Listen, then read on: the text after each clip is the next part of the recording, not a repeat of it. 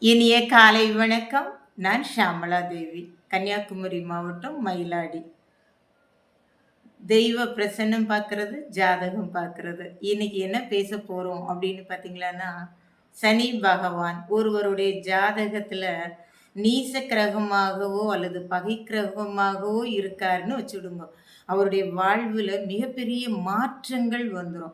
எப்படின்னு பார்த்தீங்கன்னா, ஏன் வாழுறோங்கிற மாதிரி கூட இருக்கும். நாளும் வேலை செய்ற இடம்தான். அந்த இடத்துல பிரச்சனைய சந்திப்பார். பக்கத்துல இருக்கக்கூடிய வீடுகள்ல சந்திப்பார். கணவன் மனைவிகளுக்குடைய சண்டைகள் வரும்.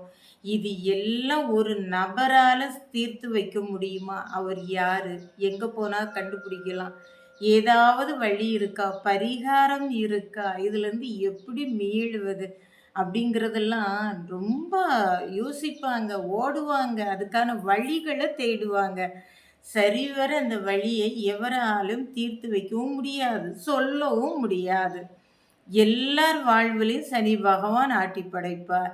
நல்லதையே செய்வாரானா, நன்மையானதாகவே நடக்கும். சரி, அது ஒரு பக்கம் இருக்கட்டும். ஆனா, சனி பகவான்கிட்ட இருந்து விடுபடுவதற்கான வழி என்ன? பகவானை போய் பார்க்கிறது. பகவானுடைய ஆலயம், சிவன் ஆலயம். அருகில் இருக்கக்கூடிய சிவ ஆலயங்களுக்கு அடிக்கடி போய் வாருங்கோ அப்படின்னு சொல்றது இதுக்காகத்தான். பகவானை போய் அதிகாலையில பிரம்ம முகூர்த்தத்துல எழும்புறது, குளிர்ந்த நீர்ல குளிக்கிறது, ஒரு முகமாக பகவானை சென்று தரிசிக்கிறது.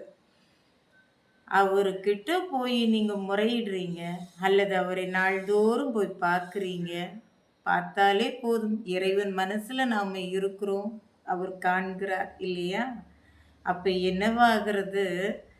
சனி பகவான் பார்க்கிறார். பகவானோட முன்னாடி இந்த நபர் நிற்கிறார்.